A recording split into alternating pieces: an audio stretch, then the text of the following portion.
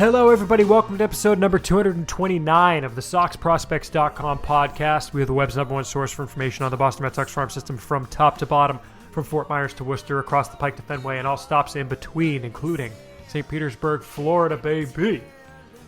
Thank you all for listening. My name is Chris Hatfield. I am the executive editor of Sox Prospects, and I'm joined, as always, by our director of scouting, and a man who we would not leave off the Sox Prospects playoff roster, Ian Kundle.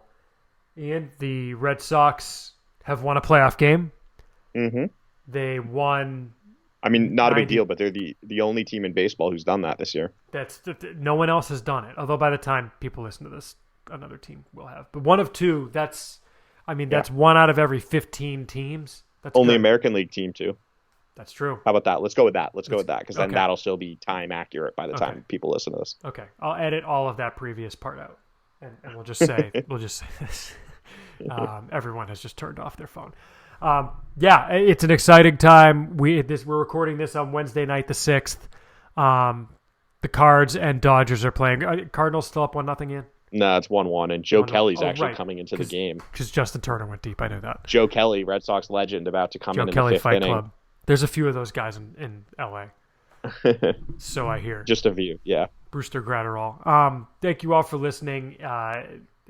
It's great times down here. I was able to go to the clincher at Nats Park, get some video for the Twitter, for the social media, get those impressions, those delicious impressions. It was fun. I hope. Did you see my video, by the way, of the section I was sitting in?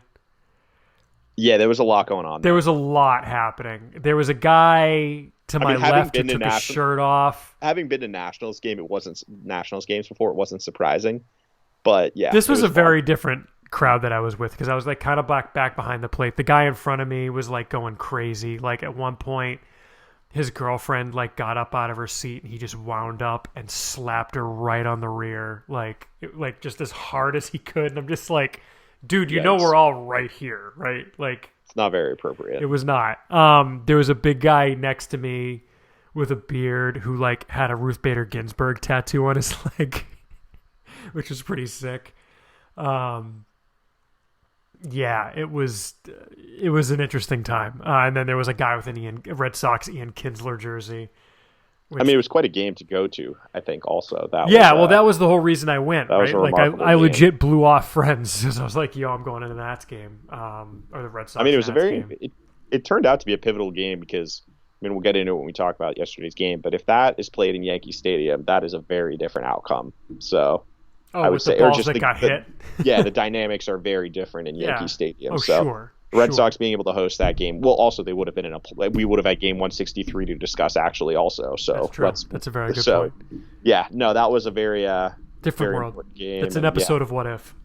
Exactly. Yeah. Well, thank you all for listening. If you want to continue to support the show, you can do so a few ways. First, you could always rate and review us on Apple Podcasts or wherever it is that you listen. And of course, you can support us at patreon.com/SoxProspects. Pledge a certain amount per episode. Get some neat perks, including the Patreon game updates, which I finally got all of them up. I apologize. I guess, should I have done a game update from Nats Park? I didn't, but... You probably should have, but I probably should have. But, I feel like it's less important when you can watch the game on TV. Definitely. So, definitely. I guess, what was I going to tell people? Like, hey... No, Rafael Devers hit a home run. Rafael Devers hit 2 bombs. We need to get those numbers, by the way, of his line in games I've attended that he's played. It's probably good. Yeah. Well, because there's an episode, and I think I found the episode where because the problem is I don't keep track of every game I've been to. I guess I probably could in like our mileage reimbursement stuff at the end of the year, but like I just need to figure out every game he's played in that I've been to, because like I've said, it's probably more home runs than games played at this point. It's bonkers. I've seen him hit 3 home runs in a game before in person, so I know. There you go. Well, I saw Kyrie Washington do it, so there. In a game that Juan Soto hit a ball that I think is still going up. You saw Juan Soto, who's I'm seeing on TV right now, so yeah. Yes, he's a wonderful man.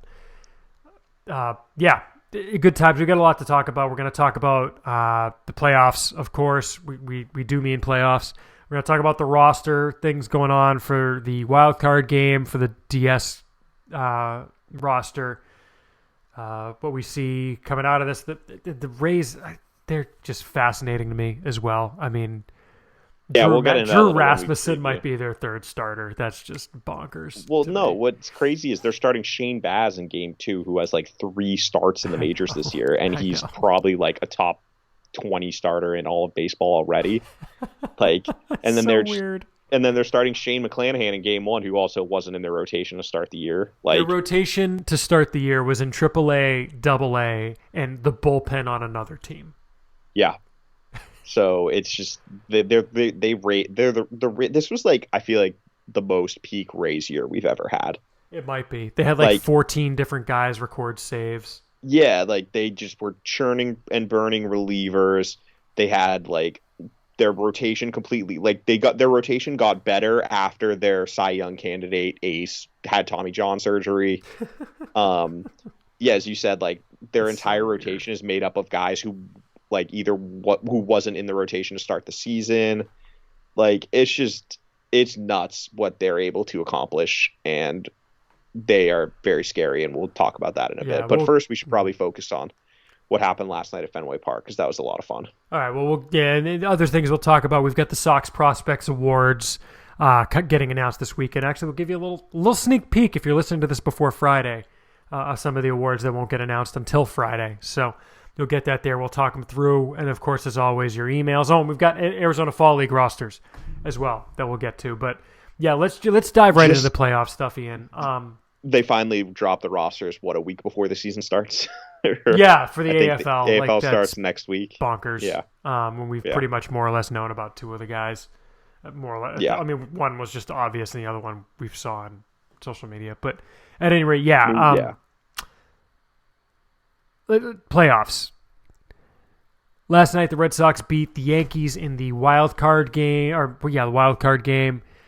earn the right to play the Rays in the division series. Solid game up and down. I mean, Nate Eovaldi is going to be a top 5 finisher in the Cy Young voting in the AL, Ian. He was nails. And maybe that's, to me, the only kind of questionable thing that happened is, did they have too quick of a hook with Eovaldi? But I think that's baseball right now. That's, if you see a guy starting to get hit a little bit the third time through the order, you get him the hell out. Like, that's what happens. Yeah, I mean, it's the evolution of the starting pitcher.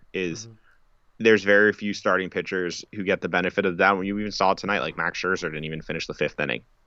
And that's just the way baseball is in the playoffs. In a do-or-die game, you can't risk having a guy like fall apart, because we've seen how quickly those innings can escalate. I mean, look back at that Yankees series a couple weeks ago when you see like how a bad inning can spiral, how quickly it can happen.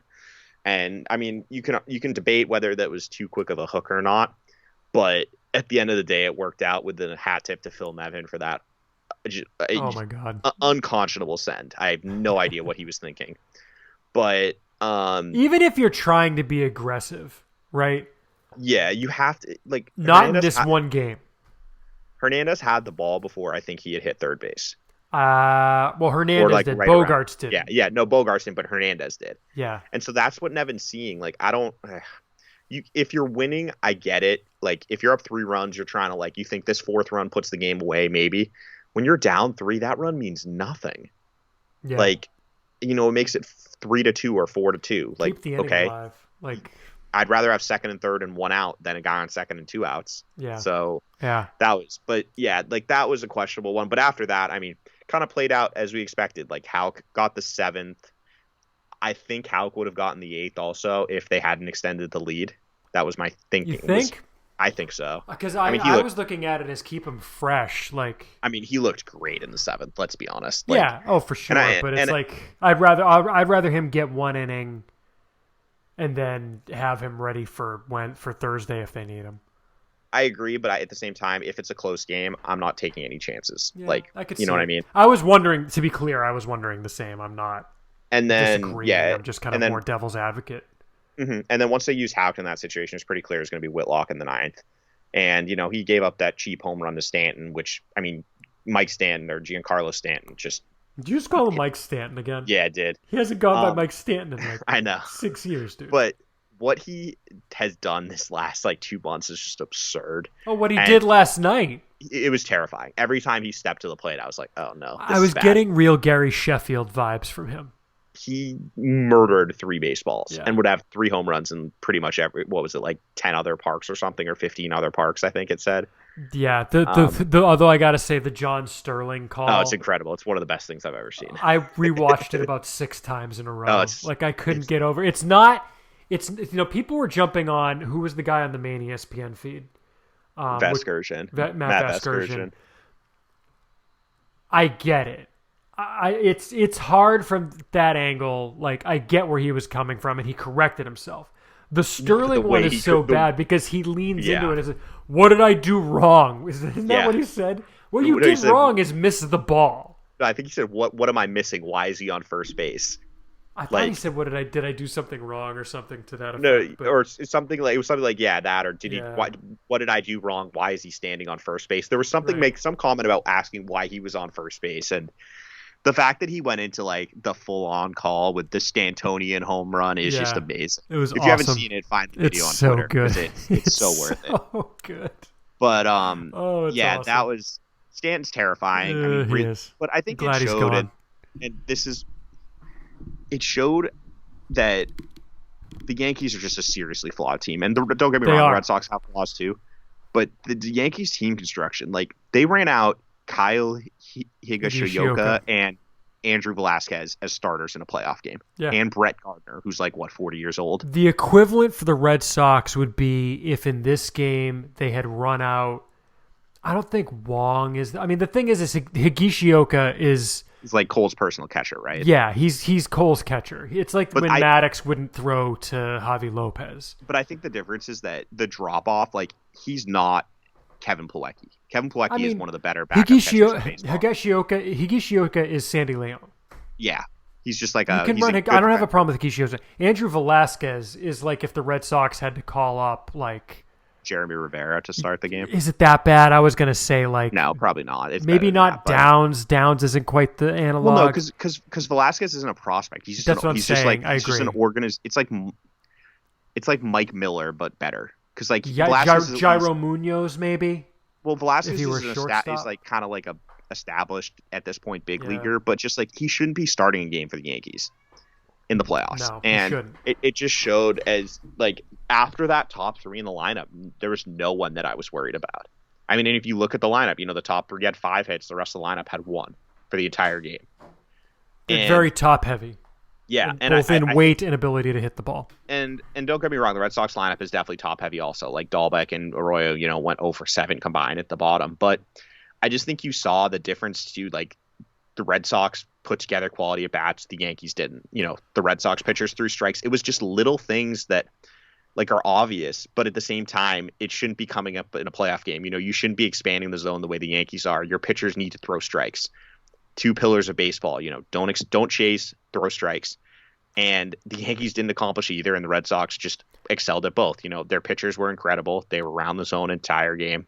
And the hitters, 7 walks, 9 strikeouts. Like, if you told me they would almost have a 1-to-1 strikeout to walk ratio, I would have been like beside myself. And like, that's what you're looking for. And I like the lineup Cora put out. I was very impressed. I like the Schwarber leadoff. I thought that was a really good move. Well, so they did that because of no JD and they wanted to go left, right.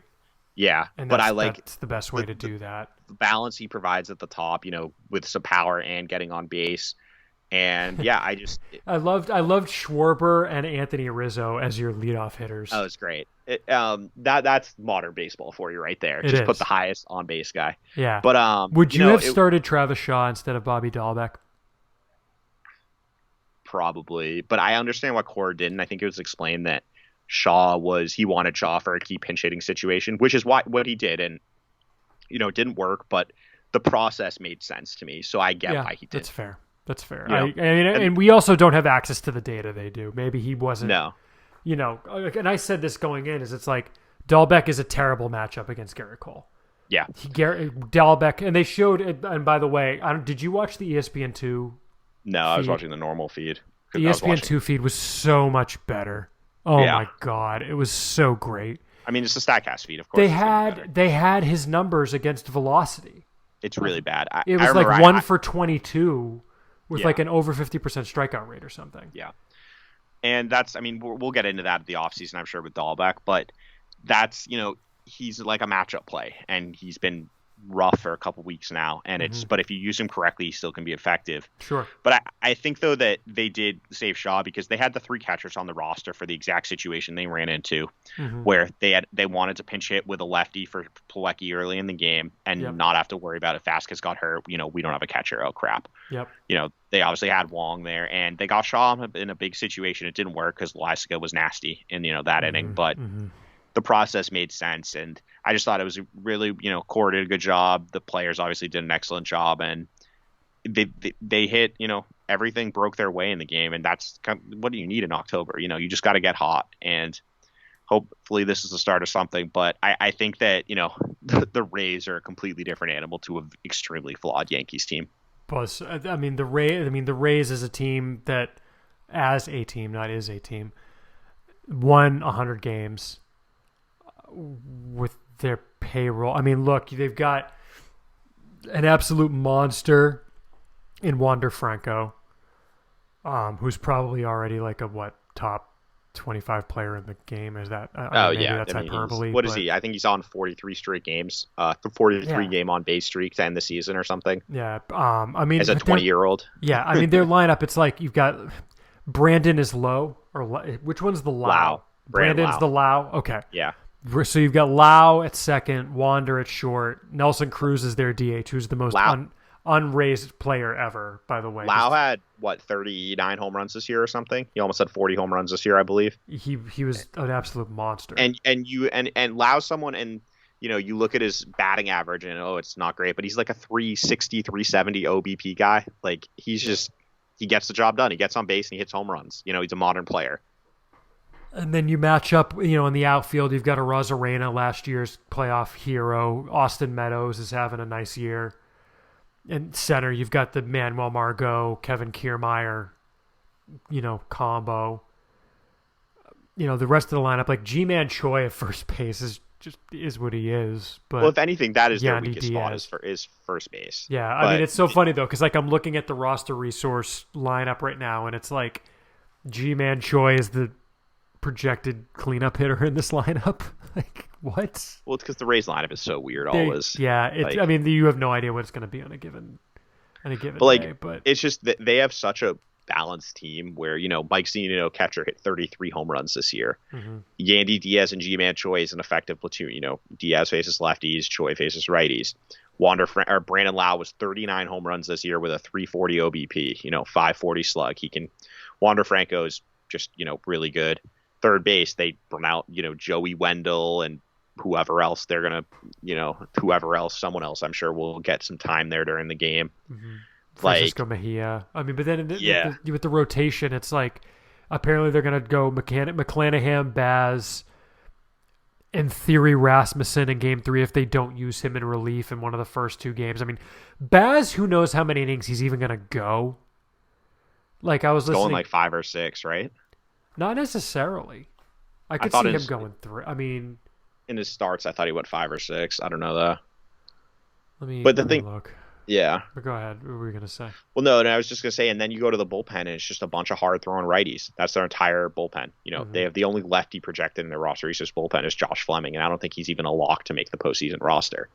For the DS now. No, I mean you've got guys in there like Andrew Kittredge, Pete Fairbanks, Colin McHugh.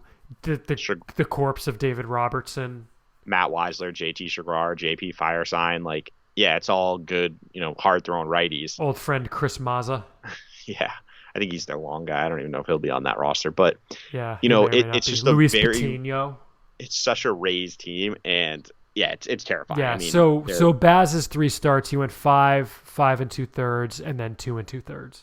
Yeah, so we'll see what we'll see what they do with him. But I think, as we say about baseball, anything can happen in October. Like, all it takes is a team to get hot, and we've seen the Red Sox get hot this year multiple times, get on runs. And do they have the talent to beat the Rays? Absolutely. Like, are the Rays the favorite? Sure. But, no question. It's going to come down to, I think, starting pitching, though. Like, no surprise there. The Rays are throwing out guys, and this is, I think, the weakness that the Red Sox can look to exploit. They're throwing out rookies who do not have big game experience like this. If you give them a shot to the jaw, how are they going to react? Exactly. Shane McClanahan, I don't think has ever started a playoff game. He pitched in relief last year and was filthy in the playoffs, but he didn't start. Shane Baz obviously has never started a playoff game, and Drew Rasmussen was a reliever before this year, so he's obviously never started a playoff game. Like, that's where I think you need to jump on them early, because if you get to that bullpen, like with Colin McHugh providing length out of it, the Fairbanks, Jaguar, Kittredge, all those guys are all nasty. Like, you got to. But they're hittable. I mean, like, look at Kittredge, kind of stumbled down the stretch. Yeah, you just got to. I think the key is going to be just the Red Sox need to win the starting pitching battle, and if Sale, Erod game 1, Sale game 2, Eovaldi game 3, probably. The only one they've announced is Erod in game 1. Sale is obvious for game 2. It's normal rest from when he started on Sunday. Yeah, and then what? So what? And game, Eovaldi would go on game 3 on normal rest from last night, and he didn't go super deep. No, he only threw like 71 pitches. Yeah, which we've seen him do worse. So I think that is where the Red Sox could have an advantage if those guys pitch up to their potential. But this is the question. We saw in the National Series, Sale got lit. I mean, he only lasted 3 innings, and he hasn't been the same pitcher because his changeup isn't back. Which, by the way, need of third pitch. We've been singing this from the heavens about for how long. Look how ordinary Sale can be with 2 pitches, and Sale actually has 2 plus pitches. Yeah.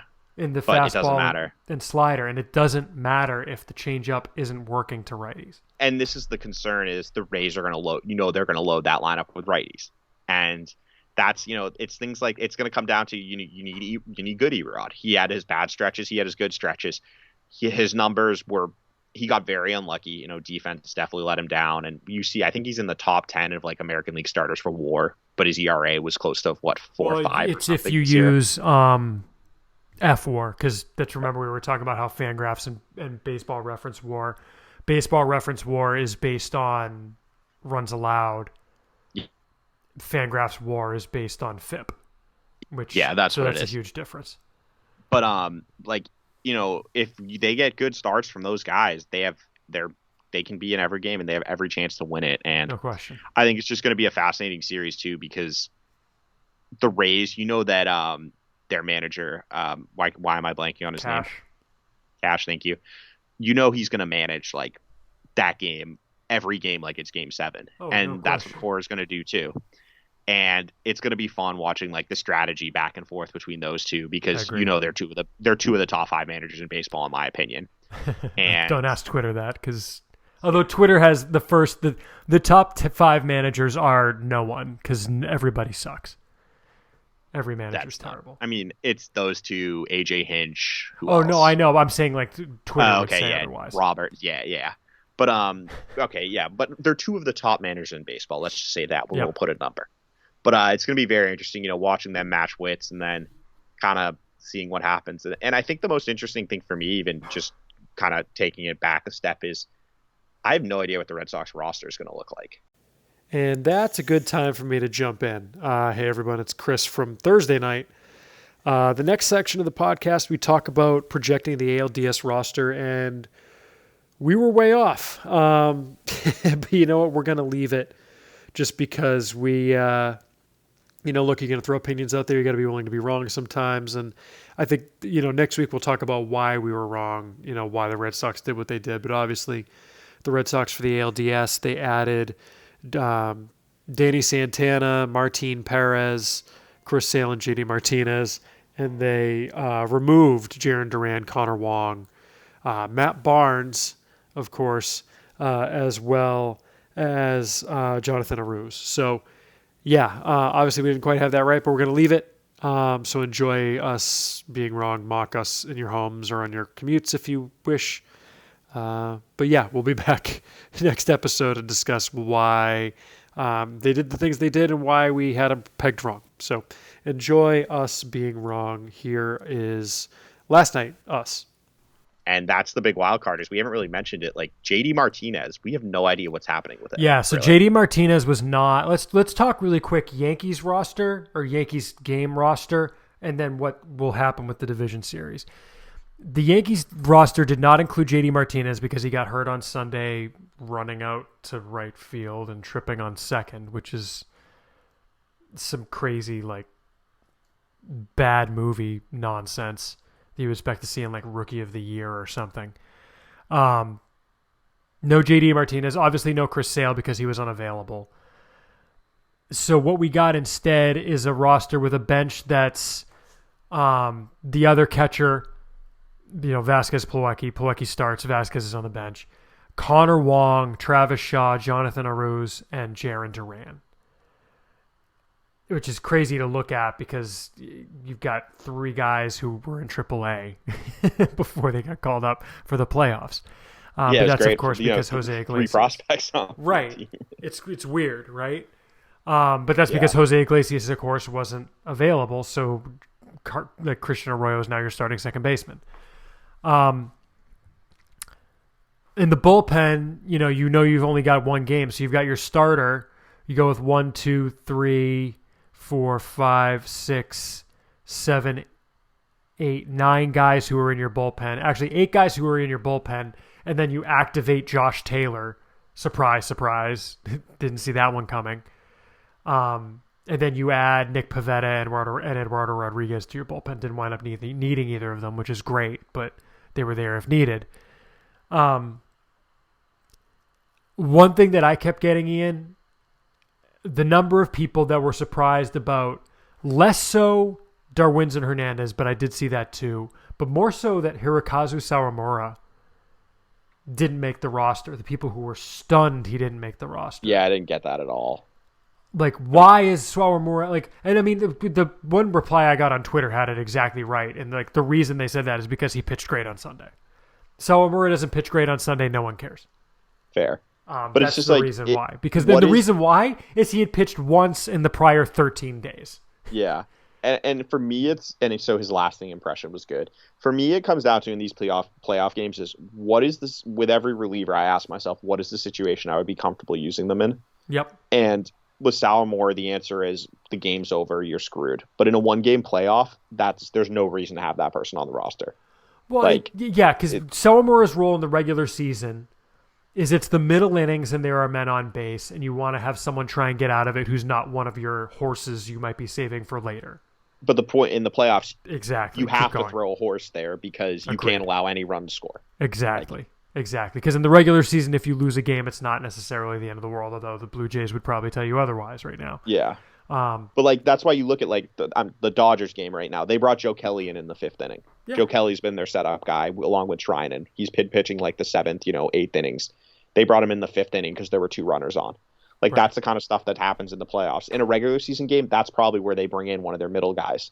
Yeah, exactly. But you're not doing that in a playoff game, and that's why I don't especially when you already have Garrett Richards in for a long role for this one game playoff. It just Sawamura is repetitive on the roster. Well, and you look at it. I mean, Sawamura. People are saying because here's the first argument I got is why Sawamura, why Connor Wong instead of Sawamura? Why Jonathan? No one actually said Jonathan Aruz, which to me that would have been the argument to make there, not Connor Wong. But it's because you've got 2, 4, 6, 8 righties in the bullpen, including Nick Pivetta, and 3 lefties. Why do you need a 9th right-hander in a single game? How many relief pitchers do you think they're going to use when you have to face 3 hitters? If you're going 12 pitchers, there's no way you're going to go 12 pitchers because you have 3. You have Whitlock, or not Whitlock. You have Richards, Erod, and Pivetta, who all can give you length. There's no way that game is going long enough for you to need all 12 of the pitchers. No. So it comes down. So after that, it comes down to matchups, and they had plenty of short relief righties and long relief righties. They didn't need. I'd much rather carry someone like Taylor as a lefty, who potentially could come in and get Rizzo out, if he comes in with 2 outs or something like that, situational. That's more valuable to me than another, middle relief righty. Yeah, I mean, Cora probably knew coming in, not probably, he must have known coming into the game. Whitlock is getting the 9th. Robles is getting the 8th. Houck is your first guy out, and then you figure it out from there. And it worked out that they got 6 plus, or, 6-ish for me of all. Well, yeah, I think it was Brazier was the guy. Oh, Who was gonna Brazier come in. came in. That's Brazier right. was coming in to put out a fire if it was in the Exactly. early innings. Yep. Then you were Then gonna have, as you said, it was Hauk, Hauk was your Robles, bridge. Whitlock. Hauk was your bridge, Mm. and then it was Robles or Taylor. Yep. As Versus your setup guy matchup. Setup guys matchup dependent, and then Whitlock was closing, and they had a plan, they stuck to it, and it worked. Yep. And I think that's gonna kind of what we're gonna see in these next rounds, and why. Like I've seen some people speculating Hauk is going to start a game. I don't understand why you would want that. He's your primary, basically bridge guy right now. Yep. Like I'd rather have both him and Whitlock available to pitch, the 7th and 8th innings than save Hauk for one start in a 5-game series in Game 4 potentially. And this is what we've been saying all year, by the way. and this is the thing, like we saw with Hauk, and some people have said it. Like if for him he ends up in the bullpen, probably it's a tough break for him financially, yes, but for him to reach his potential, and I was texting with some scouts and some people with teams during the game last night, and it was all the same thing, is the role he was in last night is the role he has the potential to have the biggest impact as a major leaguer. Exactly. Could he maybe be a starter for a team? Sure. But would I rather have an elite setup guy or a number 5 starter? I'm going to take an elite setup guy in that situation. And that's what Hauk has the potential to be. He has the potential to be a multi-inning, elite bullpen option, kind of like what Josh Hader was before they made him the closer. That's his ceiling, right. Obviously. We're talking best case. But he has that ability with that fastball slider combination. And I just think we're going to see it this postseason. Hopefully it goes on for a while. And, again, in the offseason, I'm sure it'll be a talking point. But just that's his best role, in my opinion. And we saw again last night, and we saw it at the end of the regular season, too, that was kind of what he could be successful in. Yeah. I mean, just keeping it for now, I guess, to the playoff roster. The other thing I saw with Sawamura is like replace Barnes with Sawamura. Here's the thing: is Barnes is obviously no longer your closer. He's not even a setup guy right now. But the upside with Matt Barnes is so much higher than it is with Sawamura. I mean, like people are like, well, if I need a ground ball with a man on, it's like Sawamura gave up 1.5 home runs per 9 innings. This year. And he actually got worse as the season went on. Barnes, if he bounces back, again, Joe Kelly in 2018 is the analog here. Joe Kelly was terrible in September that year. He almost didn't make the roster. And that one I was like, yeah, maybe he won't make the roster. But they put him in the bullpen in the playoffs and he was nails. Right, and when they needed guys, when they were using the starters as their primary relievers. So you don't pull Barnes, who, by the way, you made the point before we started recording, they just gave an extension to. Yeah, was it like a 3-year extension or something? You're not pulling him off the roster unless something is wrong. Yeah. It's I mean, look, go ahead. I was just going to say that. No, go ahead. You can go. Sorry. All right. Well, I was just going to say, look, the bullpen is going to include Hansel Robles, Garrett Whitlock, Ryan Brazier, Adam Ottavino, Tanner Houck, Matt Barnes, and then Davis and Taylor. What's that? 2, 4, 6 right-handers. It's two 6 lefties. right-handers and 2 guys. lefties. It's 8 guys. Those 8 are locks. And locks. Then you have 3 the 4 locks. starters. The 4 starters are locks. 3. Well, 4 4, including yeah, Pivetta. Yeah. Right, and then correct. from there, it's do you want Garrett Richards? Yeah. And this is kind of like what we were talking about it before for the Tampa series. So Sale has to come on, and Sale coming on is a ruse. That's the easy one. Right. Then it comes down to, is JD Martinez ready? Mm-hmm. And if JD Martinez is ready, he's going to come on. You have to remove one of, and I think it's pretty clearly going to be one of these 3, Garrett Richards, Connor Wong, or Jarren Duran. Exactly. And it comes down to, in a 5-game series, who do you think adds the most value? Mm-hmm. And I definitely think you can make a case for all of them. And going back to Alex Cora's last playoff run, 2018, they did carry 3 catchers the entire time. Yeah. We look back. And so that is interesting. That does lend some credence to maybe they will carry Connor Wong. I mean, it was Blake Swihart, and he got all of 3 at-bats. Exactly. So that's the thing is, maybe they've learned from that, and maybe he won't do that. And I do wonder if, because of the new rules, they can have a 3rd catcher traveling with them at all times. They have to, actually, on the taxi squad. It's mandatory. You have to have a catcher. So what are the chances you use Connor Wong in a 5-game series versus what are the chances one of the games gets out of hand and you need a guy to just eat innings to save the rest of your pen versus what are the chances you need a pinch runner to, score from first on a double in the 9th inning. And I think, in my opinion, the latter two situations are far more likely than the first situation. And that's why I think I'd probably remove Wong if JD is ready. If JD's not ready, it's a moot point. It won't matter. But if he's not, then I think that's the move for me. Here's the thing, though. Like with travel days, is the innings eater as important? Because if you look at the schedule for this series, they've got the day off tonight. Everyone's going to be ready for Thursday night. Correct. You play 2 days, day off, 2 days, day off, game 5. In a 7-game series, I think it's the same thing. It's like 2 day off, 2 day off. That's fair, but I just think that right? I look at it that they don't have a long man because the two guys who can give you the most length out of the bullpen would be other than Richards would be Whitlock and Howe. Yeah. But those are two of your top 3 relievers. You're not going to throw those guys in a 10-2 game in the 4th inning. Mm-hmm. And then it comes down to, okay, so are you going to throw Pivetta in that situation? Well, if you do that, then you have to throw a bullpen game later. I just think it makes sense to have someone who, and then you look at the rest of the roster. It's, Hansel Robles is a 1-inning guy, pure and through. Ottavino is a 1-inning guy.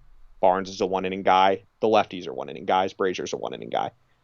They don't have anyone who's a multi-inning guy who you would be willing to kind of burn in a blowout.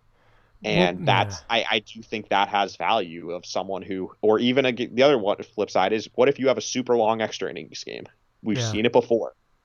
I just think that having the ability to have Richards' flexibility to take control and, kind of just wear one for the team in those situations or have to go deep in the late inning game is more valuable to me than the chance that you need a third catcher. Well, I mean, I think that's when you use Pivetta in the Eovaldi role, basically.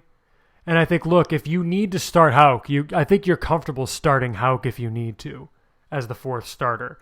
It's starting him with the idea being he'll go 4. It's not starting him with the idea he'll go 7.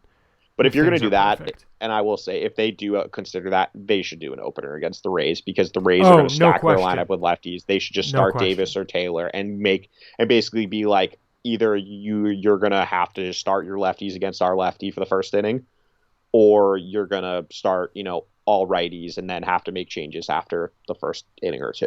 But I just think that Richards gives them more options than the third catcher. But this all could be a moot point too if JD isn't ready. Right. If JD Martinez can't go, then you keep all 3 of them. So we'll see. That's going to be fascinating to see how that winds up working out. And again, I think Darwinzon, this is again barring injury. Remember in 2018 they took Stephen Wright off the roster and added Heath Hembry, and they took Workman off the roster and added Drew Pomerantz, which is funny to see now that Drew Pomerantz is like a relief ace. But so these things can change. But if with health and effectiveness, Darwinzon Hernandez. People kept saying Martin Perez. Martin Perez is not sniffing the roster.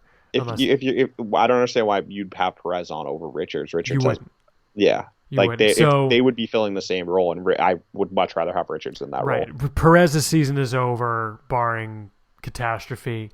Darwinzon Hernandez and Hirokazu Sawamura's seasons also might be over. I don't understand why you would take either of them over Garrett Richards or Josh Taylor and Austin Davis. Well, the way Darwinzon gets on is if one of those two lefties gets hurt. Well, that's what I'm saying. I'm saying with health. Yeah. With health, those guys aren't going to be on the roster. Now, they're going to be on the taxi squad, no question. Yeah, because the taxi squad is going to be, it has to be a catcher. So it's 9 guys. So taxi squad right now is Sawamura, Darwinzon, Martin Perez. Who else?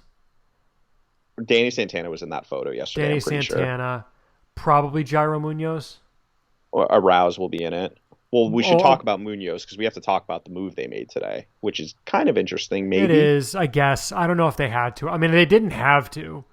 Which is why I guess it depends on when Munoz's. When did Munoz's rehab start?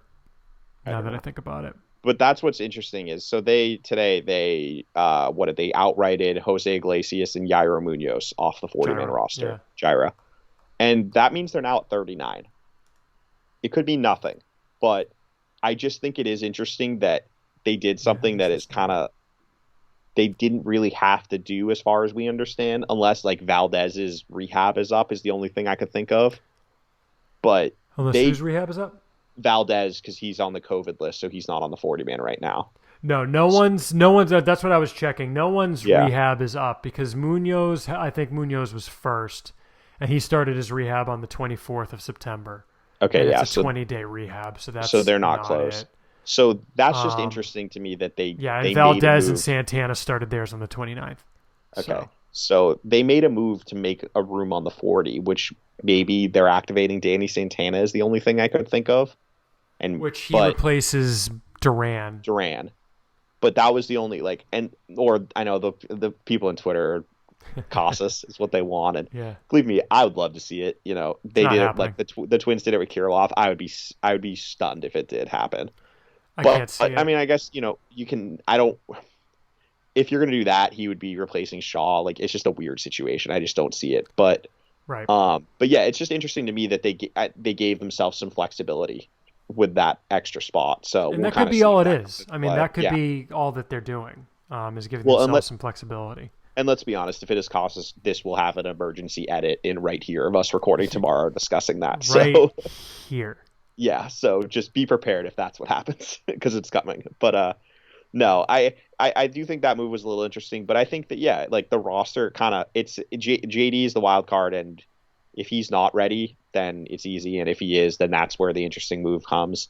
And we'll kind of see. And I think what they do will telegraph how they see the series. Do you think there's any chance if JD can go that we see Bobby Dahlbeck at second base?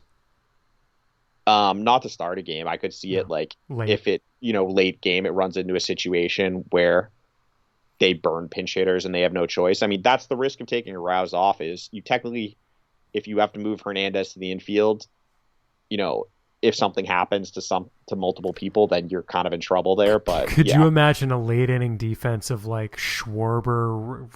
What would it be? It would be Schwarber. It would be like, it wouldn't even be JD. It would be Schwarber, Renfroe, who would be in right. Schwarber would be. Verdugo left. Verdugo in right, Schwarber in left.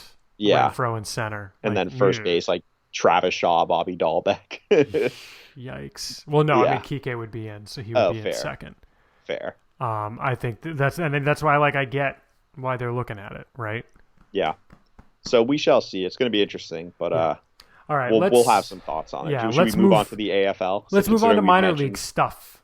We've mentioned several players on the AFL rosters already. We have. Yeah, I mean, this has got to be the most major league ready fall Arizona Fall League contingent for the Red Sox that I can remember. I mean, they've got two guys who were in the majors this year. Yeah. Representing them in the AFL. Another guy who is probably close to ready. Another guy who's probably close to ready. Yeah, I mean... And I mean, it's 5 of the top 20 prospects in the system, too. Like, I don't remember that being a thing before. I don't either. And I mean, part of it I think is just that, like, the AFL is different this year. Right, it didn't exist last year. Oh, 100% it's different. This year, teams guys need to make up for lost time, and that's why we knew Tristan Casas was going to go. Tristan Casas was the least surprising player on the on the AFL roster. Yeah. And we got asked about this on Twitter, and it was actually a fair question. It was because you had mentioned the fact that he had missed time because of his Olympic commitment, and the question was, well, what don't those at bats count? The problem is between the Olympic qualifier and the Olympics themselves, he missed 6 weeks of the season.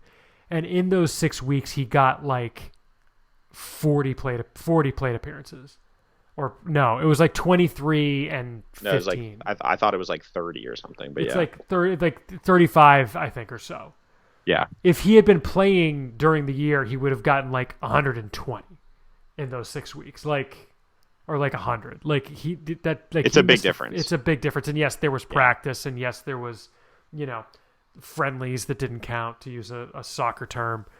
But like he missed at bats. Like that's the long and short of it. And so, he's your top prospect. You want to get him as much time on the field, as many reps as possible. He was obvious. The other guys who were going on the hitting side, Two of these were huge surprises to me. Catcher Cole Cottom from the Portland Sea Dogs did not surprise me at all. No, that was expected. It was either him or, now that we know that you can send guys in the 40-man, I could have seen maybe Ronaldo Hernandez. Yeah. But Cole Cottom, not surprising at all. If you had said the Red Sox are sending a catcher, I would have guessed him first. Yes, agree. The other two hitters did surprise me. The first was our number 5 prospect, Jeter Downs, who I had said, I think on here, and I had said on Twitter, that I thought they were going to just shut him down. Go have an off season. Let's get at it next year. Instead, he's going to Arizona, and I kind of like your reasoning, Ian, for why you might send him. I think it's because he had a really good end of the season. Over his last 11 games, he had 316, 372, 579, 3 home runs.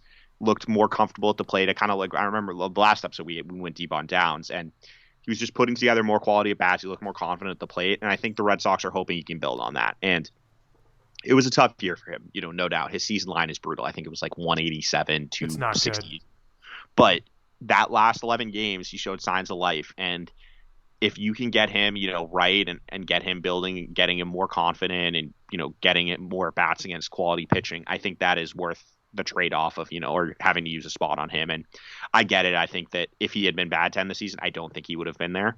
Mm-hmm. But I think with the way he ended, they want to, keep it going with him and just get him those reps, because that's what, at the end of the day, that's what he needs. He's still young. He has very minimal at bats heading into this year above AA, and he just needs to play. And if they're confident that he's kind of turned the corner, keep that going. Let him get another month of games before his off season starts. Yeah. And we, to answer a question we always get on Twitter or in emails and stuff, people always ask, what's the equivalent level for the AFL? It's like, it's somewhere between high A and triple A.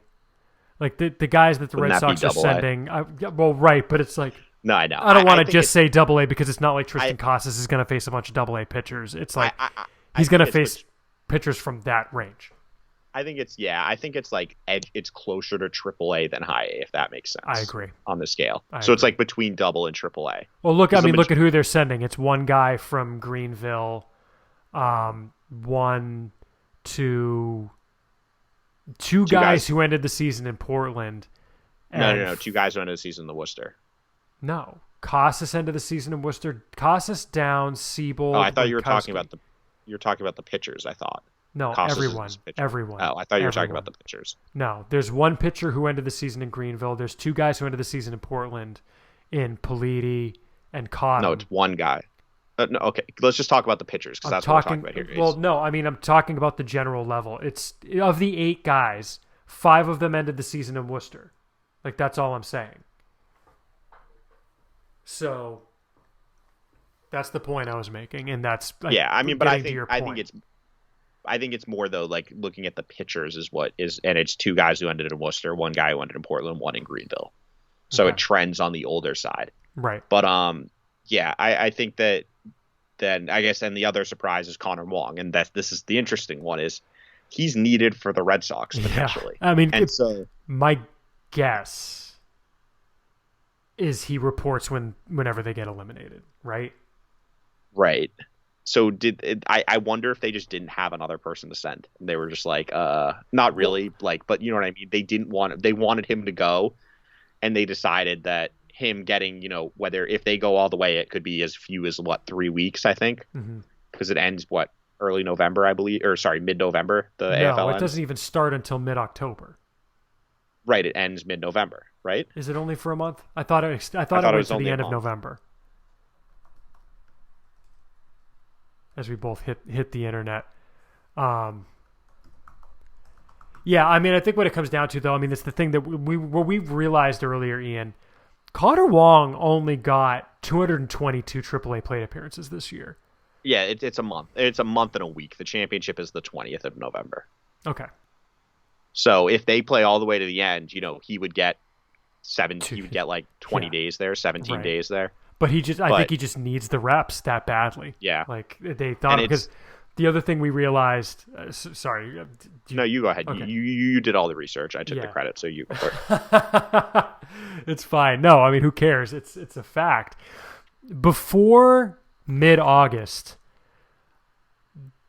Wong had not spent more than 3 weeks at a stretch healthy and on the AAA roster because he started the year, got hurt in mid-May, was out until the second week of June, was there for like 3 more weeks before he started getting called up and sent down for like, basically until I think he had one more stretch of like 3 weeks before he started getting called up and sent down again.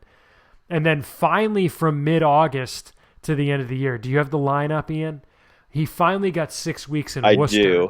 I do. And he hit. So yeah, from the end of from August 14th until the end of the season, he hit 337, 351, 589, and prior to that, from so the 4th of May to the 11th of August, he was 197, 248, 333.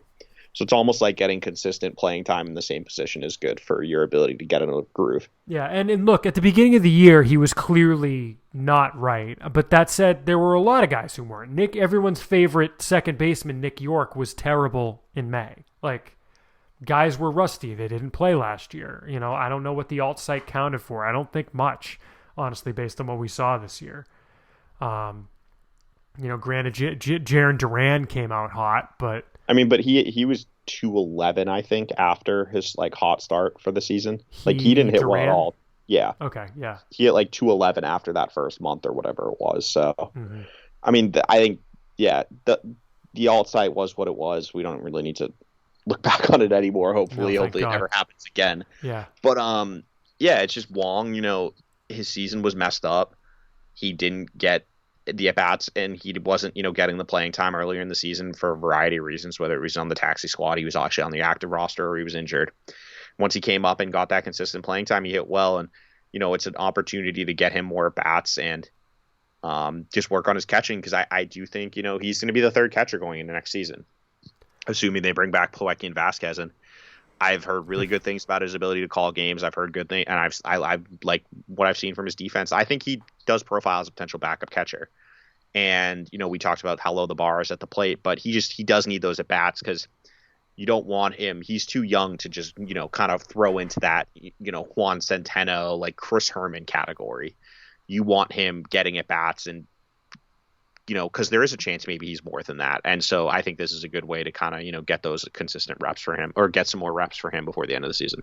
And I think, Ian, there's a non-zero chance they'd be willing to go into next year with him as the backup. I just don't see them like not picking up Christian Vasquez's option to go with Plawecki and Wong.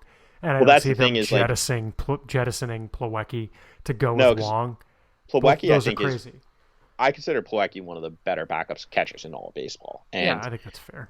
But I do have concerns about, how he could handle a full workload, because he has had injury concerns in the past.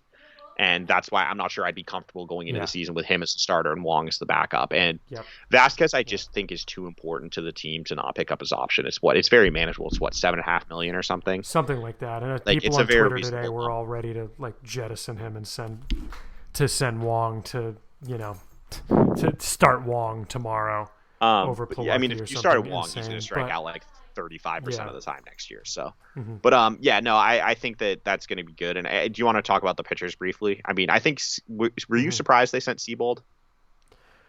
No, I was surprised. Not surprised. If I had known they could send guys on the 40, they were planning to. Because remember, we talked about him for the 40-man rule. So it was interesting because he needs the innings 100%. But at the same time, I did not like what I saw from him down the stretch. His stuff is considerably down from what I saw early in the season when I saw him in Worcester.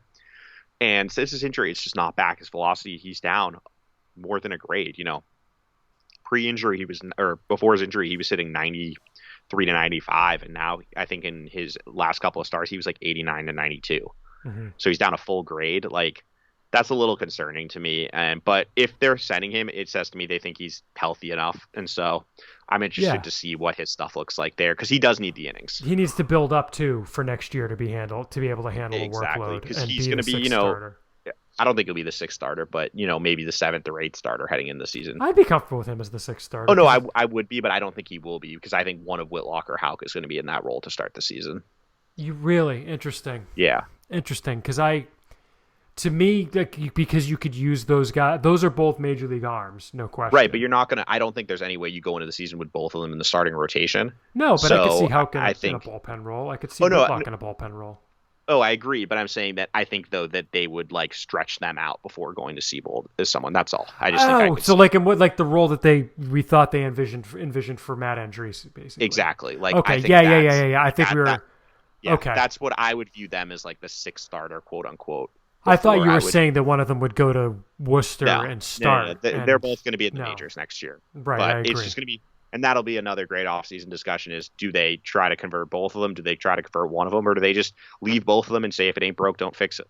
Both these guys excelled in the pen. Let's just leave them there. Yeah. So that'll be interesting. But speaking of pitching in the bullpen, the other two guys I actually do think are going to pitch the bullpen, or other three, I guess. Well, two of them already are bullpen arms, and one is a starter who I think is going.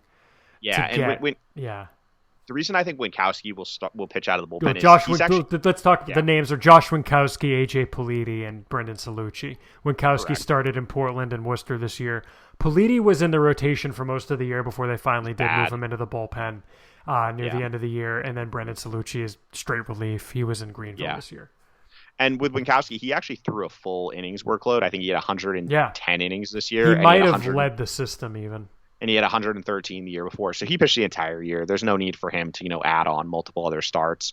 So I think I like it in a bullpen, and I'm actually interested to see what his stuff looks like in a bullpen role, because he's a guy who's on the 40-man bubble. I think he'll get added. I think he's on the right side of the bubble right now, but I don't think he's a lock right now. And Politi is also another guy Rule 5 eligible, and same with Kolkata. So those are three guys that, they're going to give the Red Sox a look, and they're going to give other teams a look heading into that decision. And with Politi, I'm just interested because he was good. He was really bad as a starter this year, which I don't think was a surprise. He's not a starter. Like, his stuff is not a starter. His delivery's not a starter. But in a bullpen, he's kind of interesting. And he was pretty good down the stretch in that role. So I'm interested to see him getting some more work in that, pure relief role. And then same thing with Salucci. And I think he telegraphed it, as you said, on social media. Yeah, but his like gym or wherever he works out was like getting ready for the Arizona Fall League, and he would like repost it. He's a fascinating case because he's a great example of someone where scouts are not close to as high on him as analytics and the models are, because he grades out really well with his raw stuff and the spin rates and things like that.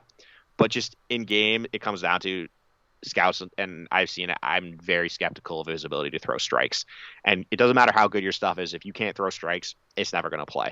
We've seen that over and over again. Guys throwing 100 who never make it to the big leagues because they can't throw strikes. And his walk rates, I think, was above like 6 per 9 in high A this year.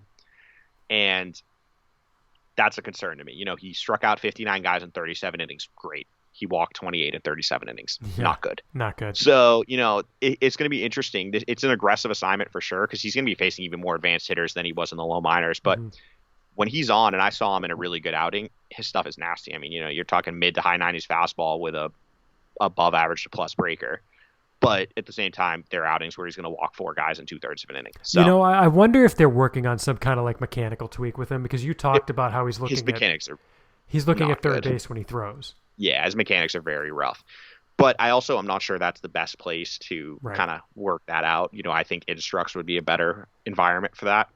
So I do think it's interesting that they chose to go with the AFL for him over Instructs. And I do wonder I know he's had some injury issues. No, I don't think he had any this year. He had an ankle injury this year. He missed like 2 weeks, I think I looked. Yeah, it wasn't a lot of time. But but it's just it was like at the beginning of the year. So he only threw 37 innings, and so if he throws another 10 in the AFL, it gets him more in line with what the rest of the relievers in the system threw this year. Exactly.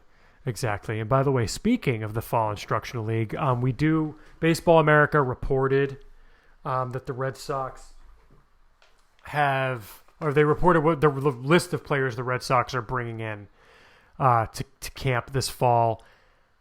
Don't know. Again, we're going to find out more about what the structure is. What we understand is that it was basically 2 waves of guys that they were going to bring in, but roster looks similar in size. I don't think it looks bigger. Maybe a shade bigger now that I look at it. Ian, people can go look at the full roster on the fall winter page on the website. Go to soxprospects.com, and on the left there's a box that says key links, and one of the links is to the fall and winter leagues. Some interesting stuff on there. I don't think any of the guys who didn't make it were all that surprising. It's guys that were either hurt, like, Brian Van Bell was hurt near the end of the year. He came back, but not terribly surprised. Although Grant Gambrell is going and he was hurt to end the year. I don't think I was terribly surprised by anyone who didn't make it. For guys who did, I think, there's maybe some relievers. Like Cody Scroggins was a name that stood out to me as kind of a little bit surprising, but it's most of the draftees. He was pretty good this year, though, and Yeah. he was good enough when I saw him in. I think I saw him in Greenville this year. You saw him in Greenville, yeah, because I saw him in Salem.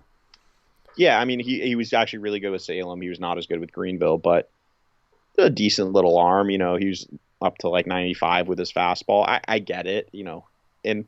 The thing is, this year's going to be weird. They're not playing games against other teams. They'll maybe do an inter squad or two, but right. It's just a lot of individual work, it seems, and maybe they want to teach him a new pitch, things like that. Maybe. So I kind of teach get him a including cutter him. Or something. Exactly. Yeah. Because if you look at it, it seems pretty chalk to what I would expect. Yeah. I mean, I'm pleasantly surprised that all of the DSL guys that are of note are coming over, and we actually. I was pretty happy that we had write-ups on almost all of them except for a few of the pitchers. Mm-hmm. From this season, so that was nice. But guys like Miguel Blaze, Ender Soler, it's going to be good. They're going to get their first taste of like stateside action before they head back for Dominican instructs, and I would suspect those guys will be in the first batch for that reason. That they'll bring a lot of the Latin guys. Well, Blaze is going to be in the second group because we know who came over with the first group because they all had it on their social media. Oh yeah, fair. But yeah. But so no, it's an interesting group, and unfortunately though, it's not going to be great for our purposes for getting information because there's not going to be any games or anything like that to report on. Right. Other interesting. I mean, maybe worth mentioning. This year's 6th rounder Daniel McElvany is apparently going to learn to catch. So yet another. They love their catcher conversions, man. I mean, I get it. You take a guy who's pretty athletic, and if you're comfortable enough with him defensively. If the bar is a lot lower with the bat at catcher, so if it's a fringy bat, why not try it out? Yep. And we know they like the bat, so we'll see. But you can go look there. I mean, I don't think there's really much to pour over, honestly, on that roster. You can go check it out on the website. Last thing, Ian, before we get to emails, let's talk about the SoxProspects.com All-Stars and Awards. These are going up all week on our news page. That's news.soxprospects.com. On Monday and Tuesday, we announced our All-Star position players and pitchers. Today, on Wednesday, we announced, as we're recording this, we announced our graduate homegrown and graduate of the year, homegrown player of the year, and ex-prospect of the year. The day we're hoping to get this out on Thursday, we'll be announcing our rookie of the year breakout player and comeback player of the year. And Friday will be our player and pitcher of the year. Ian, I guess let's start with the All-Stars, with the position players, just going down the list. Thoughts on anyone else who would have been considered and whether you agree or I guess disagree with the pick. How about that? Starting at catcher, the catcher, guy we were just talking about going to the AFL, and Cole Cottom. Really did have the best year. There was maybe some consideration for Ronaldo Hernandez, but when you add the defensive piece of it too, I don't think there was really a contest for me. Oh, see, I disagree. I would have taken Hernandez because I don't think Cottom's a catcher either. So interesting. Okay, well, yeah. Cottom had a better year offensively. So I mean, but he did it between high A and double A, whereas Hernandez I guess that's true. Double A and triple A. I guess that's true. So, my vote was for Cottom. I remember looking at giving Ronaldo Hernandez a look too, but I would have taken Ronaldo Hernandez, or I actually think there's a catcher who. Are you saying Eli Marrero? No. Oh. Steven Scott. Well, okay, just wait. I mean, I know, but like I could have put him in a catcher that I could have moved someone around for a different position. I'm just saying, like you are the worst. I'm just saying though, because I do think though the catcher, it is interesting. If you look at if you compare the two lines for the season, so Ronaldo Hernandez was 284, 326, 501, and Cole, and he had, how many home runs did he have? He had 16 home runs. And Cottom was 278, 371, 500 with 10 home runs. So significantly more power from Hernandez. Significantly better OBP by Cottom. Yeah, I was going to say similar average, but better OBP for Cottom. I would have given the nod to Hernandez personally, but I get why Cottom was the choice. First base, no need to belabor it. It was Tristan Casas. Same with second base. And second base was Nick York. I mean, Casas there were plenty of guys who had good years. Tyreek Reed tailed off in Double-A, but like Joe Davis had a good year. But Casas was the clear pick there. Yeah, second base, there really wasn't much of a. I mean, we'll get to York in a bit. Third base, I actually didn't agree with this myself. Our pick was Blaze Jordan. We always try and lean full season with these. So if you're wondering, for example, shortstop is going to be shortstop is Ryan Fitzgerald. I'm sure there'll be people who are like, what about Marcelo Meyer or whatever? If there's a guy who's worthy full season, he usually gets it. Just because you're talking more than double the sample size usually. Yeah.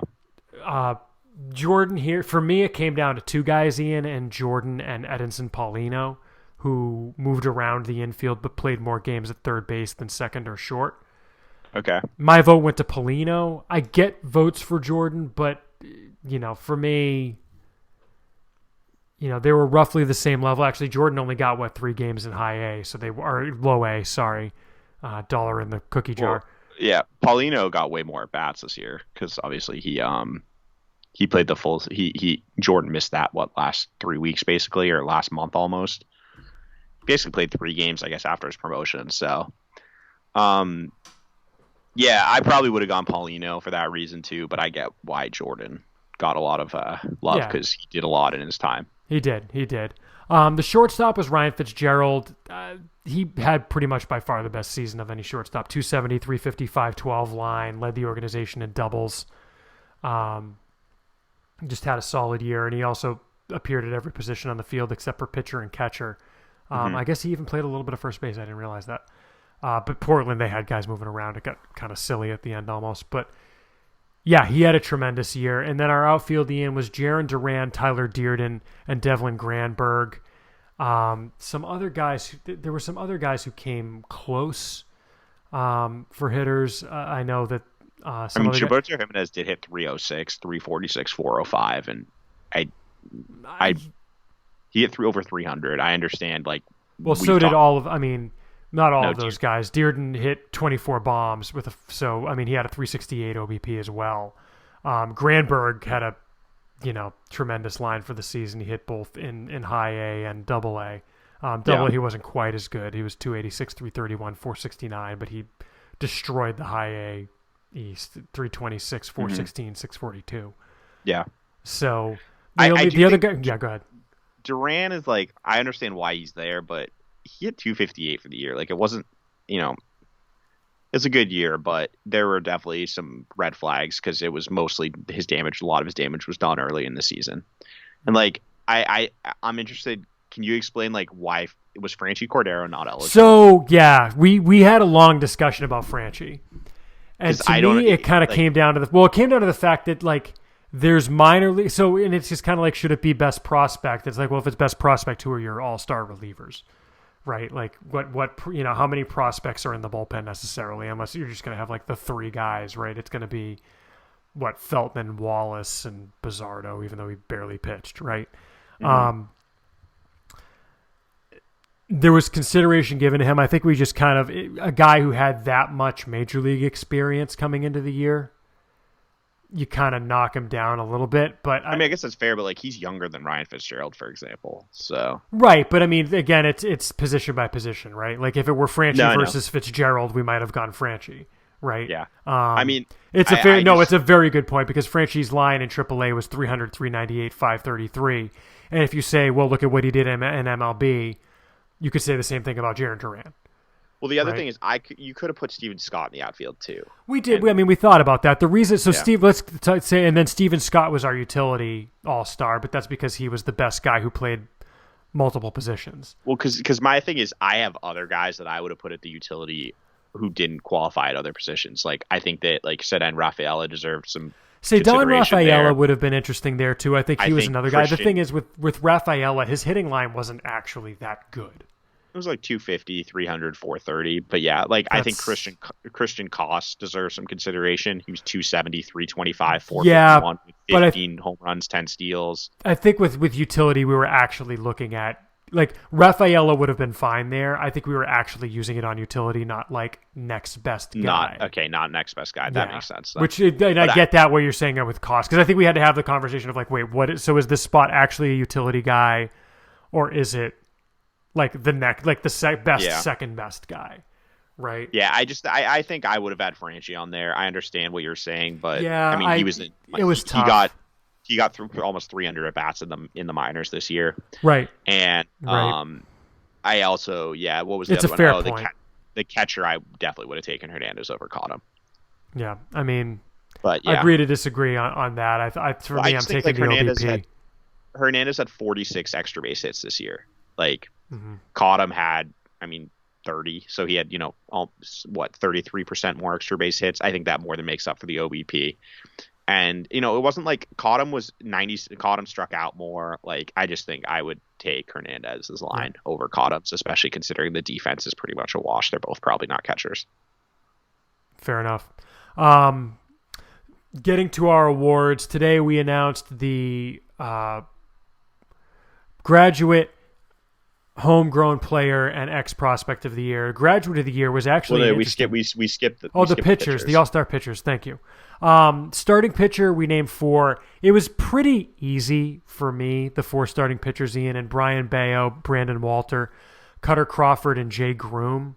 Other guys who might have merited consideration. And by the way, I wanted to correct something I said earlier. Josh Wankowski was second in the system in innings pitched to Reynel Espinal by 5 innings.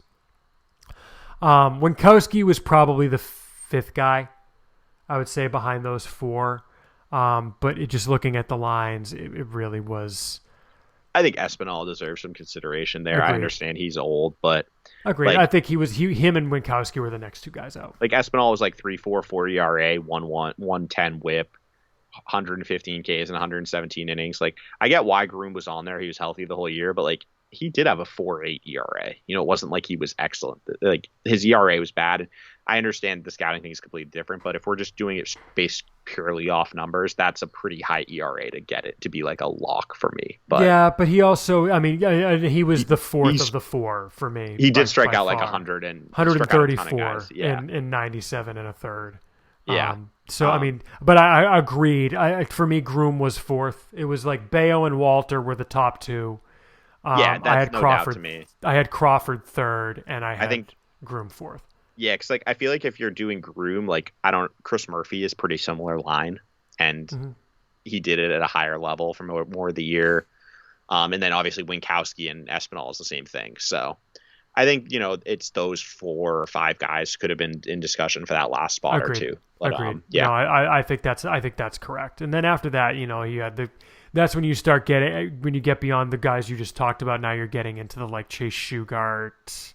Yeah, Shane Drohan. Yeah. Who now? Especially you're looking at innings. They're way behind actually, and you know what? No, there's one guy who I don't understand how he's not on here. Who's that? Winkelman. So we thought about Wilcom and Gonzalez, and I think that just comes down to the full season innings. Yeah, but he was so good in his 50 innings that I think he probably should have been on there. You could make the argument. I mean, the whip was 1-1. I could definitely see him over Groom. No question. I think he did throw 50 innings. Like, yeah, I think yeah. But I would say him is probably the one who is that's probably the best argument. And he was actually, I think now that you're reminding me, I think it was Gonzalez Groom for my last spot was what I was considering, and I wound up going Groom just because of sample size, not sample size, but just the fact he did it over 21 starts instead of 12. Like. Yeah. Groom did miss like 3 weeks for the birth of his kid. But I mean, yeah, that's fine. Yeah. Relief pitching. Reliever is always a little wonky. Our 3 picks, and this was kind of tough. The 3 picks were Devin Rodall, Zach Kelly, Casey Cobb. Rodall had a really good season in the Salem bullpen. Cobb split his year between Salem and Greenville. And Zach Kelly split his year between Portland and Worcester. Other guys that were considered, Caleb Ort, I think, was the next guy out because he also led the system in saves. Had a pretty good year. I think it's interesting that like Ort was considered and Feltman wasn't, because Well, Feltman no, had better numbers. well, Feltman too. I mean, those were the two that I think Because also Feltman got had better votes. numbers across the board than Ort this year. Yeah.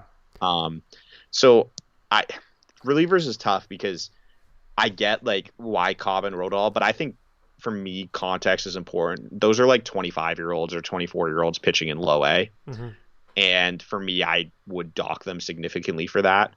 As a result, like I think someone like Rio Gomez should have maybe got some consideration Also got there. votes. He also got votes. Yeah. Zach Bryant was another one. Mm-hmm. He actually had a sneaky good year for Greenville. 3.5 ERA, 101 RIP, 65 Ks in 48.1 innings, 48 and a third. Like I think he definitely should have gotten some consideration. And I actually also, and it makes no sense because he had a 5.9 ERA. I would have put Jacob Wallace on there just for his last like 2 months. But you can't. It's for the full year. But you can't give it to a guy with a 5.9 ERA. He had 76 strikeouts in 48 innings. Okay. Just 76 strikeouts in 46 innings. Like, that's insane. And his last 2 months, I would have just put second half Jacob Wallace. That's what I would have put, actually. Because his second half numbers, I'm going to bring them up because they're so good that I need to emphasize them again. Yeah, that's 100% what I would have done. Just put second half only. Just, like, specified. Because from... If he hadn't been traded, Alex Scherf probably winds up on that list, by the way. From August 5th until the end of the season, in 17 innings, he had 33 strikeouts and 6 walks and allowed 6 hits. Mm-hmm. Opponents hit 105, 203, 140 against him. That's a 140 slug over 17 innings with 2 strikeouts per inning. Right. In that time, he had a 25% swinging strike rate. Like, that's obscene. And, like, yeah. And he's very good. So I just would have liked to see, like, August and September Jacob Wallace on there. That would have been my vote. We'll consider that kind of thing for next year, I guess. Fair enough. All right, now let's move on to the awards. Today we announced as our graduate of the year. Graduate of the year actually was a question this year. Some years we actually we're going to kind of, not posthumously, that's not the right term, but after the fact, kind of post hoc award homegrown and ex prospects of the year for last year. And that I think for ex homegrown, I think we went with Jackie Bradley, and ex prospects we went with Mookie Betts. For last year? For last year. Okay. For this year, but the thing is, graduate of the year would have been like Phillips Valdez. So we're just not. For graduate of the year this year, first off, just as a matter of kind of who was being considered, we decided to exclude Garrett Whitlock. Reason being is he literally had not thrown a pitch in the minor leagues for the Red Sox. So kind of hard to call him a graduate of the Red Sox system when he had never thrown a pitch in the Red Sox minor leagues. I mean, because he was the clear choice, if not. Well, yeah, it wasn't necessarily clear, but he probably would have been the choice. Yeah, I don't see how it's not necessarily clear. Yeah, but okay. No, I mean, he is. I agree with you. Yeah. After that, then it basically came down to Tanner Houck versus Bobby Dahlbeck, and we went with Tanner Houck.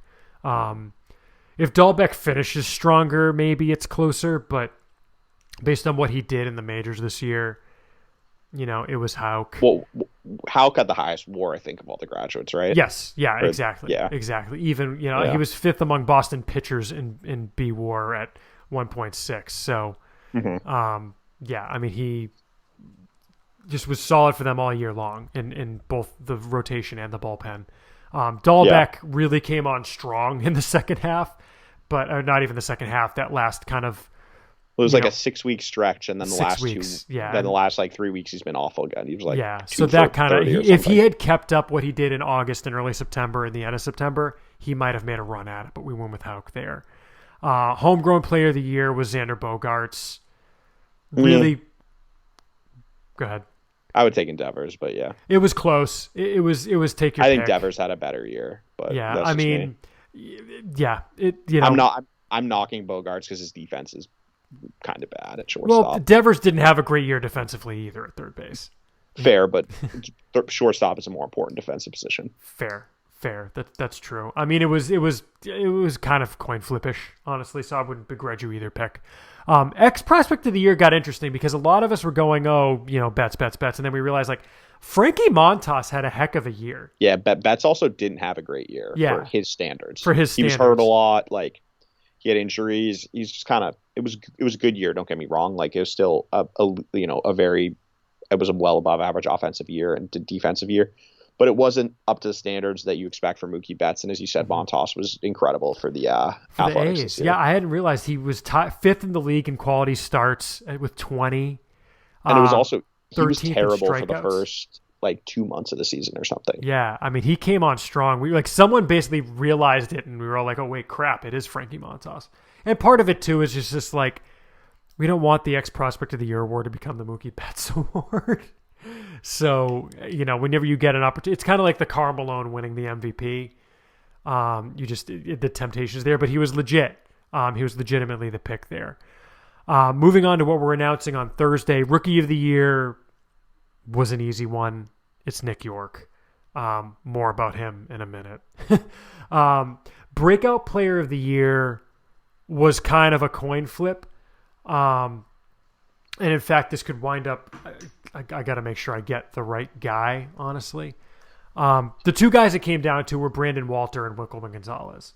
Mm-hmm. Walter, a guy who came from out of absolutely nowhere, the bullpen in Salem, to becoming a top. Is he going to be top 20 in our October ranking? If not, he's close. I have him in the top 20. Yeah, he might be top 20 by the time we get to our season end rankings. For him to do that based on where he started is just bonkers to me. The other consideration is Winkleman Gonzalez. Gonzalez, who I think we did have ranked in the back end. He was ranked because we got a good report from 50s. Instructs last year. Yeah. But, Yeah, so we had a good report on him. But for him to break out the way he did, to get to Salem, to, bust, he's well into the top 20 at this point. It was a really tough one. I think I actually split my vote. I would have gone with Walter, but I get. I think I went with Walter. I said I'll split my vote. If you're going to make me pick one, I'll go Walter. As of right now, it's actually like Wilkelman's got a 5.5 to 3.5 lead. So, it might change, by the time it goes live. But both of those guys had tremendous breakout seasons. I thought about, what does breakout even mean? It's like, could it have been Nick York? Maybe. Could it have been Brian Bayo? Maybe. But for me, those guys, the distance that they jumped, look, Nick York, he was a first-round pick. For a first-round pick to end up a top 50 guy, that's a breakout. But to me, what Walter and Winkleman did was more of an impressive breakout than York. And don't worry, York got his. And then finally, comeback of the year, that was another two-horse race between Jay Groom and Cutter Crawford. My vote went to Cutter Crawford, Ian. For coming back from Tommy John and a second elbow injury, or a second elbow surgery, to come back and not only have the great year he did, but to make his major league debut, versus Groom, who had a very good year, was an all-star, had been hurt for 3 years, stayed healthy. Again, it was tough. I wouldn't begrudge you picking Groom over Crawford. I don't know what you think. It looks like you would have picked Groom. Nope. Based on the face you're making. I have a third option. Who would you have picked? Garrett Whitlock. But what's he coming back from? Tommy John surgery. He missed all last year. No one played last year. I mean, I guess. I don't know. Cutter Crawford didn't play. No one played last year, and your reasoning for Cutter Crawford was he. But I guess Crawford did. I mean, look, Crawford didn't do it in the minors. Not Crawford, Whitlock. They both were coming back from Tommy John surgery, and Whitlock had a better season than Crawford. Whitlock didn't have bone spur surgery as well. Yeah, but Whitlock also performed at the major league level. I think that is more impressive to me than someone coming back and doing it. I mean, it's a minor league comeback player of the year award. Whitlock was in the majors all year. Again, I don't know. I don't like him for that reason. I wouldn't dig someone for doing it at a higher level. Do you know what I mean? Well, it's not a higher level. It's these are minor league awards. The highest level, but these are minor league awards. If Chris Sale Should Chris Sale have been the comeback player of the year? No, because Whitlock was a prospect at the start of the year. Like, for me, it's guys who are prospect eligible. Who was the comeback player of the year who was prospect eligible? And Whitlock was prospect eligible. He graduated this year. Like, would you ding Crawford if he only had a month in the minors and then pitched in the majors for the rest of the year? Potentially, No, you wouldn't have. You would have said. But he also has pitched in his career in the Red Sox minor league system, which Whitlock has not. I mean, that's the difference. I mean, that's a fair argument, but for me, if we're just the way the award is worded, I think Whitlock is the clear winner. But that's just me. You're gonna make me go to the rule book. Comeback player of the year. Who had the best comeback this year? Generally, a player who was good then bad then good again, or a player who overcame injury or came back. Should generally not be a player, quote, coming back from a suspension.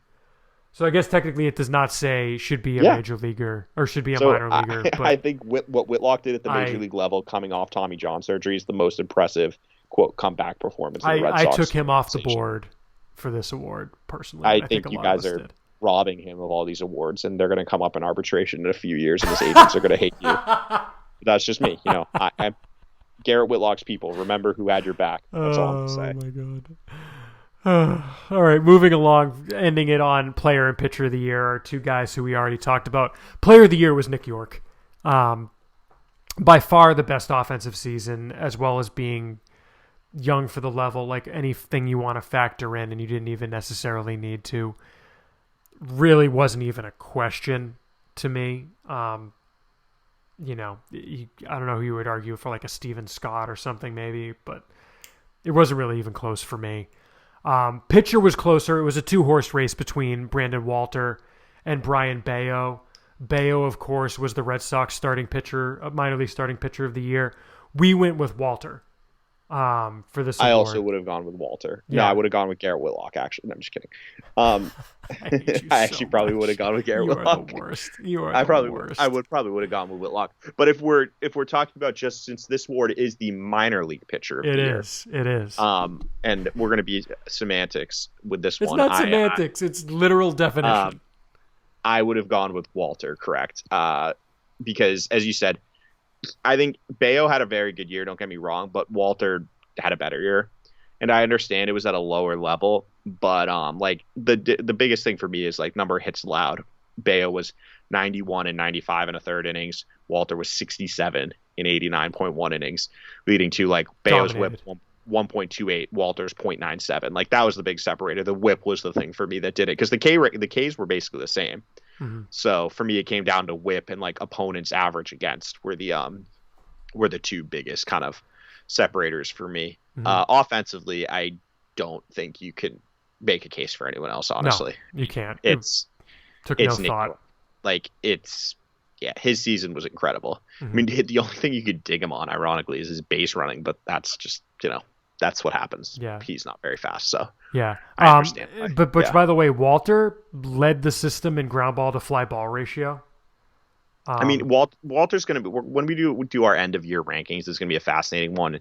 I still, and talking to scouts, I don't think people know what to make of him still, because I've got no idea. Like his delivery shouldn't work as a starter. Like it's very weird, but it also works because of how weird it is, if that makes sense. Like it's so weird that it's off-putting to hitters.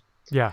And I don't know what to do, like, because on stuff alone, like his stuff is better than, like, it's right up there with someone like Chris Murphy, but he's also like 25 and never pitched above high A, and it's just, he's a very tough guy to rank, and like he's someone I'm going to be like working, trying to talk to other people who saw him and try to get a better feel, because I did see him this year and his worst start of the year, and you remember I came back and I was like, I actually liked him, and he got bombed. Like I literally saw his worst appearance of the year, and I was like, oh no, he's good, I like what I saw. Part of it was his catcher really hung him out to dry. Like I just don't know what to make of him. Let's say he's a really tough one to rank. Let's say next year starts the year in Portland.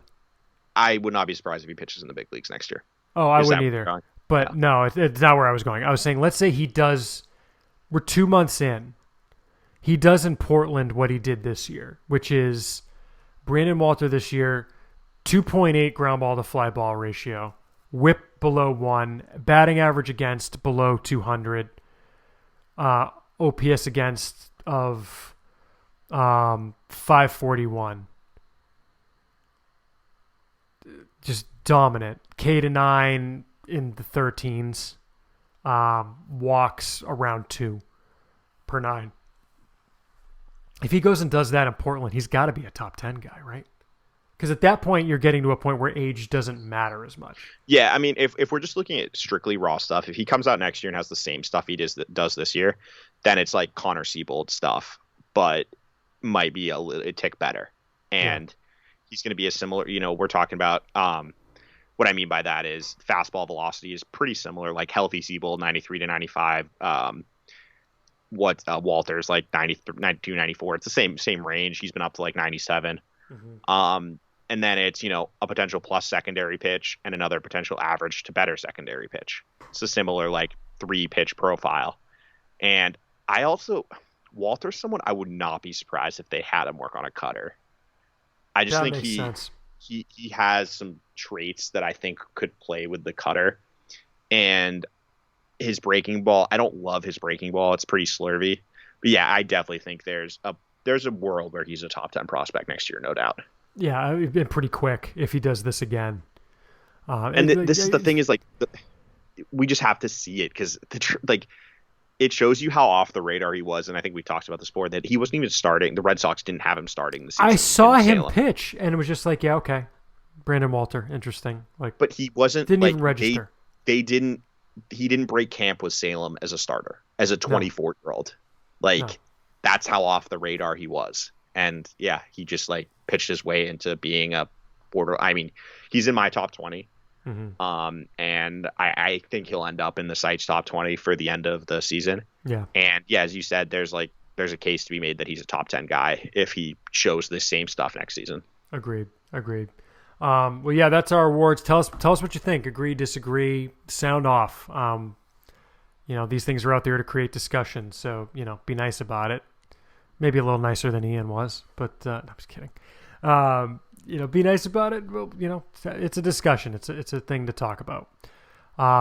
Let's get to your emails. Again, the email is podcast@soxprospects.com. We want to talk about what you want to hear about. I don't think I said it at the top of the show. Maybe I'll add it in, but yeah, you know what it is. It's podcast@soxprospects.com. And we've got a few today. Ian, our first email comes from Ben. He says, I had a question regarding Jarren Duran. Perhaps I am mistaken, but did he not enter the system as a second baseman? Wouldn't there at least be value in maintaining defensive flexibility with him? Perhaps his defense did not grade out well at second base, or the Sox just see him as more of an asset in the outfield with his speed. I look forward to hearing your take on this and what info you may have regarding his play at second. Keep up the great work, Ben. This is something we've talked about on recent episodes, Ian, but I read this email just as a reminder, you saw he was okay at second, right? It wasn't like he was a stud second base. It's not like when Mookie Betts was a stud second baseman and they moved him to the outfield because they had to. Yeah, no, he was like how I would have put it was like a 50, 45, 50 at second. It wasn't anything special. Mm-hmm. But the reason they moved him was he was just too athletic for second base. It was just wasted there. It's the speed. He's got this asset. You're just not. He's a 70 runner, which he never got to use at second, so that's why they moved him out to the outfield. Right. And the reason you don't keep the versatility is because he's got to learn a new position. Well, and that was the thing is he's not, as we talked about and the metrics have shown, he's not a very good defensive outfielder. He's still working on his game out there. And I think it's telling, for example, that they had Bobby Dahlbeck taking ground balls at second, but there was never any mention of Duran doing that. Mm-hmm. So I think that they're committed to him with the outfield, which I get. His speed is a big asset out there. And he just has work to do there. So, yep. Our next email comes from Travis. He says, given that everyone universally agrees that the change they would like to see most in baseball is more action and motion and balls in play, and obviously reducing strikeouts and proclivity to swing for the fences would accomplish that. But how you motivate that is the puzzle. My theory is that strikeouts aren't actually the most detrimental thing to action/motion. It's actually the double play, or more accurately, the fear of the double play, that motivates teams and players to live with the risk-reward of home runs and strikeouts. It's not just analytically only worth stealing at a higher than 75% clip. It's analytically better to strike out than to ground into a double play and wait for the next guy to go big fly. But if we make it easier to steal and reduce double play scenarios, we then incentivize players to put the ball in play, to move runners, and motivate teams to identify and sign, develop, and manage those players and scenarios. So to me, the rules changes MLB should double down on are the larger bases and all pickoff changes to tempt more steals. Thoughts? P.S. My least favorite thing in baseball is the first two guys reaching followed by a strikeout and a double play and no runs scored. It's the most infuriating thing about this Red Sox team and maybe a bit of recency bias on my part. I'm going to go ahead and say that's probably the case. Ian, it's interesting. I don't know that I agree that double plays are bad. To me, double play is an exciting play.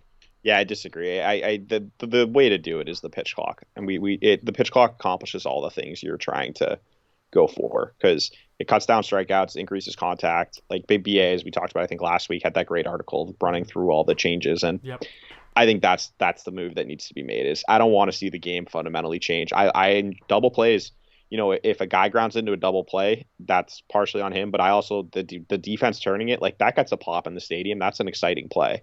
Yeah. So, no, I don't really think I would love to see more stealing. Don't get me wrong. I think that would be something. Yep. But I do think you're running into the issue, as you said, that, teams are getting too smart and they're realizing what plays are high percentage, or, what play adds the most value or gives you the better chance to win and what doesn't. And running into outs in the bases obviously is very detrimental to your chances to winning. And that's why teams are more hesitant to steal.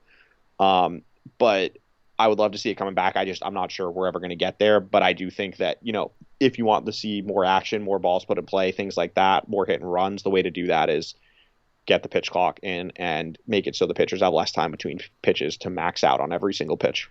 The stolen base is like the mid-range jumper, except that it's actually exciting.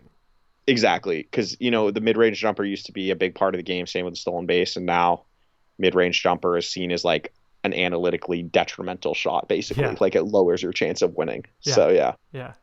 Our next email is from our friend Aaron. He says, watching the StatCast wildcard broadcast, and we had not one but two mentions of Red Sox legend DeVern Handsack. So now I think the audience deserves your favorite DeVern Handsack memories in honor of tonight's win over all that is evil in the world. Thanks, Aaron. Don't take this question the wrong way, Ian. Do you remember DeVern Handsack? Of course. Okay. All right.